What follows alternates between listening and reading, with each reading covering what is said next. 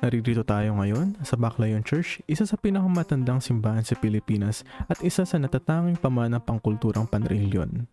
Itinatag ito ng mga Jesuita noong 1596 sa bayan ng Baclayon, Bohol at nagsilbing isa sa unang misyon ng mga Kastila sa isla. Ngunit, noong October 15, 2013, isang malakas na lindol na may magnitude 7.2 ang tumama sa isla at nagdulot ng matinding pinsala sa simbahan. Bumagsak ang ilan sa bahaging struktura kasama ng harapan at kampanaryo. Kaya't naman labis itong kinalungkot ng mga residente at deboto. Kahit na nasira, hindi natinag ang mga Boholano. Agad nilang sinimulan ng pagsasaayos para may balik ang dating ganda ng mga makasaysayang gusali. Isa na sa pinakapinangangalagaan ng mga debosyon dito ay para kay Nuestra Señora de la Purísima Concepción. Sa Baclayon, matindi ang debosyon ng mga tao kay Nuestra Señora de la Purísima Concepción. Bilang patrona ng simbahan, siya itinuturing tagapagpatnubay at gabay ng mga residente. Tuwing kapistahan niya, nagtitipon ang buong komunidad para magdaos ng mga misa, novena at iba't ibang tradisyonal na gawain. Isa sa pinakahabang bahagi ng selebrasyon ay ang Grande Procession, kung saan dinadala ang kanyang imahe sa mga pangunahing lansangan ng bayan. Dito, sama-sama nagdarasal at nagpapasalamat ang mga devoto. Pinapakita ang kanilang matibay na pananampalataya at pagmamahal sa mahal na Birhen. Ito naman ang kampana ng Baclayon na mula pa noong ika-19 na siglo. Gawa ito sa matibay na bakal at ginagamit pa upang ipatawag ang mga tao sa panalangin at misa. Isang patunay kung paano ginagamit ang tunog upang magbuklod ang komunidad sa pananampalataya.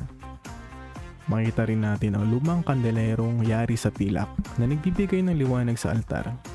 Noon pa man, malaki na ang papel at ilaw sa bawat misa. Hindi lang bilang literal na liwanag, kundi bilang simbolo ng gabay ng Diyos sa ating buhay. Ang imahe ng Sagrada Familia ay isang magandang paalala sa kabanalan ng pamilya nina Jesus, Maria at Jose. Para sa mga deboto, ito ay inspirasyon ng pagmamahalan at pagkakaisa sa loob ng bawat tahanang Kristiyano. At syempre, hindi mawawala ang isang tanyang ng tradisyon sa Dawis, ang paggawa ng Belhen, na nagpapakita ng pagsilang ni Jesus tuwing Kapaskuhan. Naririto rin ang isang napakagandang imahe ng Santo Niño na yari sa buto mula pa noong ika-19 na siglo. Bukod dyan, makikita rin natin ang isang kahoy na imahe ni San Jose na siyang patron ng mga manggagawa at ama ng banal na pamilya. Sa mga altar naman, may mga terhetang may mga Diyos na mensahe. Noon, ginagamit ang mga ito sa tinatawag na plata o pampublikong pagbasa ng salita ng Diyos sa mga bayan. Tignan natin itong baol. Isang lumang kahoy na lalagyan ng mahahalagang dokumento at gamit ng simbahan. Noon, dito iniingatan ang mahalagang tala ng parokya at iba pang relihiyong kasulatan. Sa simbahan, makita rin natin ang iba't ibang kulay ng liturhiya. Alam niyo ba ibig sabihin ng mga ito? Ang puti ay sumisimbolo ng kabanalan, ang pula ay para sa mga martir at Espiritu Santo, at ang berde ay naglalarawan ng pag-asa. Andito rin ang tabernakulo mula pa noong ika-18 na siglo. Yari ito sa kahoy na may gintong palamuti at nagsisilbing sisidlan ng banal na ostya. Makita rin natin dito ang mga sinaunang kausuwatan ng mga pari, ang antigong alis na may disenyong baroke, at ang mga lumang aklat na awitin na nakasulat sa Kastila at Latin. Ito naman ang monstrance mula ika-18 ng siglo na yari sa pilak. Ginagamit ito sa adorasyon ng banal na sakramento kung saan inilalatad ang osya bilang tanda ng presensya ni Kristo.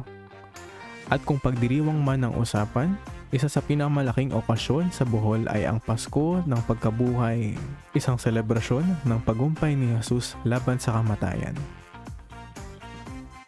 Mayroon din tayo mga maliliit na kahon na tinatawag na kahuweles na ginagamit sa simbahan, pati ng fasitol o patungan ng himno kung saan inilagay ang mga aklat ng awitin para sa misa.